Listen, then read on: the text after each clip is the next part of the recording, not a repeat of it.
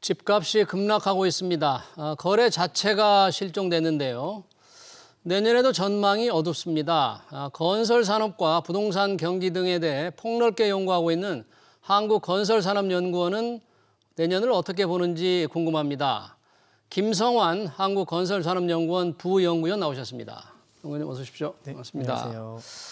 자, 내년 지금 부동산 시장이 워낙 안 좋으니까 내년이 어떻게 될 것인지 궁금한데 건설산업연구원에서 내년 건설과 부동산 경기 전망을 공식 발표했네요. 네. 어떻게 나왔습니까, 전망치가? 네, 저희는 이제 내년 집값은 2.5% 정도 하락할 것으로 예상을 했고요. 2.5% 집값이 떨어지고요. 네, 반면 전세는 0.5% 다시 상승할 것으로 예상을 했습니다. 네. 네. 10월 28일 날 주택 관련 규제 완화가 있었지만 그럼에도 불구하고 수요가 유입되는 것이 사실은 시장에서는 조금 어려울 거라고 저는 보고 있고요. 그러다 보니까 올해보다 더 큰 폭으로 하락을 해서 2.5% 정도 하락할 것으로 저희는 예상을 했습니다. 자, 이 집값이 2.5% 혹시 수도권, 지방, 서울, 지방 어떻게 좀 나뉩니까? 네, 서울 같은 경우에는 2% 정도 하락할 것으로 예상을 했고요. 예. 지방은 서울보다 조금 더 어려워서 3%대로 하락할 것으로 예상을 했습니다. 그래서 종합적으로 봤을 때는 2.5% 정도 하락할 것으로 저희는 예상을 했습니다. 그러면 2.5%가 올해보다 더 떨어지는 거라고 하셨잖아요. 네, 맞습니다. 2.5% 하니까 네. 시청자한테 확 안 들어오는데 역대 상승률, 하락률과 비교해서 본다면 어느 정도 떨어지는 것이 되는 거예요? 네, 저희가 이제 활용하고 있는 지수가 사실은 한국부동산원에서 나오고 있는 월간 전국 종합주택 가격 지수를 활용을 하고 있습니다. 한국부동산원. 네, 그러니까 시장에서는 이제 보도되는 자료들은 대부분 이제 아파트 그리고 실거래가 지수를 인용을 하시는 경우가 많은데요. 예. 실거래가 지수는 사실 시장을 굉장히 빠르게 그리고 시장 시황을 잘 보여준다라는 측면에서는 이제 우위를 가지고 있지만 네. 사실 저희 연구원에서는 전국 그리고 이제 단독주택이라든지 연립다세대 등을 포함한 전반적인 주택 시장을 보고 있기 때문에 아파트 실거래가를 활용을 하지 않고 월간 지수를 활용을 하고 있어서 네, 이게 2.5%라고 하면은 사실 이제 시청자분들께서 느끼시기에는 이게 20% 30% 떨어졌다라고 그러니까요. 얘기를 했는데 지금 아파트 보니까 아주 거의 절반 수준으로 떨어진다고 하는데 왜 네. 2.5%야? 이렇게 네. 물어보고 싶어요. 네, 그런 부분에서 이제 저희는 아파트뿐만이 아니라 종합적인 그리고 전국적인 지수를 봤다라는 점에서 말씀을 드릴 수가 있을 것 같고 이 2.5% 정도의 수준은 이제 한국부동산원에서 조회를 해보시면 2004년부터 연간 변화율이 조회가 됩니다. 예. 2004년에 2.48% 하락한 이래로 2.5%라고 하면 통계 작성 이래로 가장 높은 수준의 하락이라고 말씀을 드릴 수가 있을 것 같습니다. 그러니까 2.5%라는 게 네, 부동산원 통계 작성 이후 네. 최대로 떨어지는 거다. 네, 실거래가가 아니라 월간 월 종합지수. 종합지수로만 본다면 네, 맞습니다. 조금 이제 약간 피부에 와닿는 듯한 느낌이 드는데요. 네, 2004년이 2.48%. 48%. 그럼 지금 규제 완화를 조금 해서 네. 매수 수요가 일지 않을까 하는데 그런 기대는 좀 할 수 없는 거예요? 네, 지금 금리 수준 자체가 워낙에 높기 때문에요.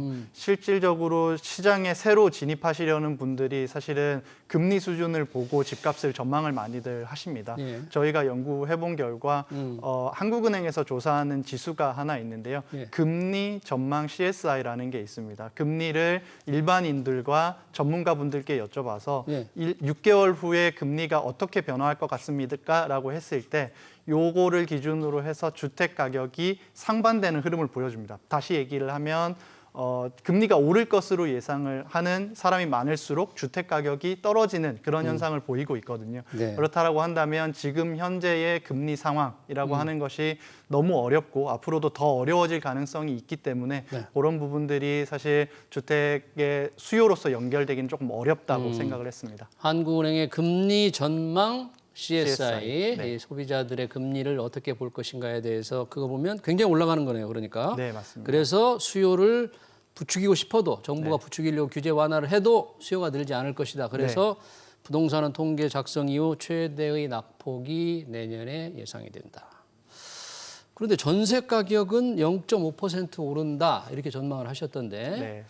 요즘 전세 수요도 많이 줄고 뭐 월세로 워낙 전세 금리가 비싸서 월세로 돌린다는데 왜 전세값이 오르는 것으로 예상을 했죠? 사실 이제 월세가 최근에 좀 낮은 것으로 보이지만 전월세 전환율을 기준으로 봤을 때는 사실 그 전세 대출 금리라고 하는 것보다 조금 더 높은 지역들도 덜어 발생을 하고 있습니다. 그러니까 시장에서 사실은 이제 2019년, 20년 전까지만 하더라도 월세를 굉장히 기피를 하시고 오히려 전세 은행에다가 내가 이자를 주더라도 내 전세를 활용을 하겠다라고 많이 생각을 하셨던 반면에 그때는 이제 월세 수요가 적었기 때문에 또 월세가 조금 오히려 낮았던 그런 부분들이 있었는데 이게 이제 시장 환경이 변화하고 전세 가격도 올랐고 전세 대출 금리도 오르다 보니까 반대로 생각을 해보니 월세가 조금 더 저렴한 시장이 되어버렸다는 거죠. 그래서 시장에서는 월세를 더 이제 찾아가기 위해서 그 전세 수요에서 월세 수요로의 이동이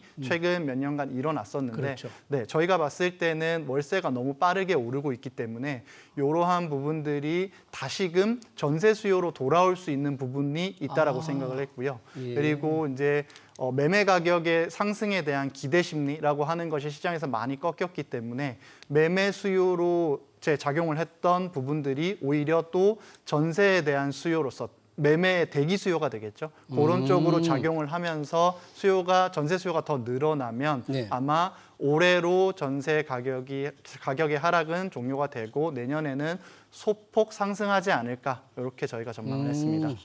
그동안 쉽게 얘기하면 전세 금리가 워낙 올라서 월세 수요가 늘었습니다만 이제 그 추세도 바뀔 때가 왔고 매매 대기 수요가 전세 쪽으로 조금 이동한다. 그런 얘기예요. 네. 그러면 전세값 오르는 것도 전세로 구하려고 하는 분들 좀 내년에 또 걱정을 더 해야 되겠네요. 집값은 떨어지고 전세 수요가 늘어나고. 그렇게 예상하고 있습니다. 자, 이 내년에 이런 상황에서 지금 공급 물량을 얘기하는 게 조금 이제 그동안에는 사실 집이 막 모자란다고 계속 그랬잖아요. 그래서 맞습니다. 얼마나 공급을 해야 되느냐가 가장 큰 관심이었고 내 집 마련이 가장 최대의 관심사였는데 요즘은 이제 공급 물량에 대해서 조금 쏙 들어가긴 했어요. 지금 보시기에 내년에 예정된 공급 물량, 그 공급 물량 기준을 어떤 것으로 하는지 해서 기준 물량은 어느 정도 될까요? 네, 말씀하셨듯이 공급 물량이라고 하는 것이 입주 물량으로 볼 수도 있고 혹은 분양 물량으로 볼 수도 있겠지만 분양 물량으로 좀 설명을 드리게 되면요. 분양 물량은 약 한 27만 호 정도 저희가 예상을 했습니다. 27만 호. 그게 올해 31만 호보다 한 4만 호 가량 줄어들 것으로 예상이 되고요. 지금 27만 호라는 수치 자체는 약간 2006년 수준으로 좀 돌아간 상황이다라고 봐주시면 될 것 같습니다. 그 최근 한 약 4, 5년간은 굉장히 입주도 많고 그리고 공급도 분양도 많았던 그런 시장이었는데요. 2006년 수준으로 조금 많이 돌아갔지 않았나 그렇게 보고 있습니다. 분양 물량이 2006년 수준으로 줄어든다. 그러니까 분양 물량이 좀 줄어든다는 것은 혹시 가격에 영향을 줄 정도는 아닙니까, 그래도? 가격에 영향을 주기에는 수요가 너무 많이 줄어들었기 때문에. 없으니까. 오히려 이 분양 자체도 제대로 안 될 가능성도 있겠네요, 차라리. 그렇죠. 왜냐하면 이제 주택에 청약을 하시는 분들의 상당수가 어떻게 보면 실수요자 분들이 대부분이시겠지만 여기에서도 사실은 주택 가격의 상승이라고 하는 것을 기대를 하지 않을 수는 없거든요. 근데 주택 가격의 상승에 대한 기대가 많이 꺾인 현재 상황에서는 내 아까운 청약 통장을 사용하시기가 너무 아까운 상황인 겁니다. 그러다 보니까 분양 상황도 썩 좋지는 않을 것으로 저희는 예상하고 있습니다. 이미 지금 미분양이 크게 늘고 있는 상태죠? 네, 맞습니다. 이미 수도권에서도 많이 늘고 있다면서요? 수도권에서도 경기 지역을 중심으로 해서 조금 늘고 있는 상황입니다. 그러니까 이게 분양 예상을 했더라도 과연 제대로 될 수 있을지 하여튼 예상은 27만 호 정도 그렇게 본다 이런 얘기네요. 요즘 이 한국건설산업연구원 건설산업 분야에서도 연구를 많이 하는데 요즘 건설업들 굉장히 어렵지 않습니까? 맞습니다. 자금난이 심각하니까 건설사들 내년 수주 어느 정도 예상을 하고 있습니까? 수주는 저희 연구원에서 발표한 바에 따르면 7.5% 정도 올해보다는 감소할 것으로 생각을 하고 있고요. 수주라고 하는 것이 올해 역대 최고치를 좀 기록을 했습니다. 상당히 이제 많았던 한 해였는데요. 이것보다는 조금 감소를 해서 7.5% 정도 감소한 정도의 수준을 보이지 않을까 이렇게 전망을 하고 있습니다. 지금 자금난의 심각성을 고려하면 뭐 부동산 PF도 굉장히 안 좋다는데 그거보다 훨씬 더 줄 우려 없을까요? 네, 부동산 PF가 현재처럼 조금 안 좋은 상황이 지속된다라고 하면 사실 이제 건설사 입장에서도 새로 수주를, 그러니까 반대로 말씀드려서 건설사에서 수주를 받는 것도 굉장히 부담스러운 상황입니다. 왜냐하면 이제 부동산 PF가 어렵다라고 하는 얘기가 나오면 사실은 부동산 PF 쪽으로 자금을 공여할 그런 기관도 적어지고 그리고 금리 자체도 굉장히 올라가기 때문에 예. 사실 지금 건설 업체들이 뭐 삼고에 시달리고 있습니다. 네. 그러니까 공사비도 많이 올랐고요, 공사비. 자재비도 많이 올랐고, 뭐 인건비도 많이 올랐고, 뭐 전반적으로 관리비 차원에서도 굉장히 많은 상승이 있었기 때문에 여기에 금융 비용의 증가까지 이렇게 우려가 된다라고 하면 오히려 반대로 건설사 입장에서도 수주를 하기가 너무 어려운 상황이지 않을까 이렇게 생각이 됩니다. 건설사 입장 자체도 수주를 받기가 네. 쉽지 않다. 주로 수주가 좀 줄어든다고 하면 뭐 공공 부분 발주도 있을 테고 민간 발주도 있을 텐데 어떤 분야가 좀 많이 줄까요? 민간 분야가 아무래도 공공 분야보다는 조금 더 많이 줄어들지 않을까라고 생각이 네. 되고요. 왜냐하면 공공 분야 같은 경우에는 또 경기가 조금 안 좋아진다라고 했을 때는 뭐 지난 정부에서 생활 SOC라든지 이런 부분들을 통해서 공공 발주를 상당히 좀 늘렸던 부분들이 있는데 네. 이번에도 경기가 안 좋아진다라고 했을 때는 정부가 부양책을 사용할 가능성도 배제하기는 어렵거든요. 실질적으로 이제 뭐 아주 구체적인 계획이 나오지는 않았습니다만 그럼에도 불구하고 조금 더 공공 발주는 늘릴 그런 가능성도 배제하기가 어렵습니다. 그런데 민간 같은 경우에는 수익성이 안 난다라고 판단이 되면 네, 발주가 바로바로 줄어드는 그런 현상을 보이고 있기 때문에 네. 내년에는 만약에 이러한 금리 상황이 계속된다라고 했을 때는 오히려 공공보다는 민간 쪽에서 더 감소폭이 크지 않을까 이렇게 생각을 하고 있습니다. 그렇군요. 하여튼 이 한국부동산원이 2004년부터 이 통계를 작성하는 이후에 내년에 집값 하락이 가장 크다고 이제 생각을 하셨는데 네. 지난해 영끌에서 산 분들 지금 이자 부담 때문에 정말 고생하고 있죠. 네. 하지만 집을 사야 할 젊은이들도 여전히 많은데 그런 사람들은 지금의 집값 하락 추세에서 어떻게 대처를 하고 어떤 전략을 세워야 할까요? 뭐 사실은 이제 시장에 대한 관심을 지속적으로 기울이는 게 훨씬 더 중요하다라고 생각을 하고요. 예. 네, 앞으로 주택 가격이 오를 거냐 떨어질 거냐 이런 것들을 먼저 생각하시기보다는 본인이 원하는 지역에 원하는 가격, 지금보다 더 떨어질 거라고 생각을 해서 주택을 사지 않는다거나 혹은 조금 더 빨리 오를 거라고 판단을 하셔가지고 추격 매수를 한다거나 이러지 마시고 뭐 향후의 가치 판단은 또 거기 시장에다가 맡기는 것으로 하시고 예. 본인이 좀 주도를 잡고 내가 원하는 지역에 원하는 가격에 주택이 나왔다라고 하면 뭐 매수를 하시는 것도 저는 방법이라고 항상 말씀을 드리고 있습니다.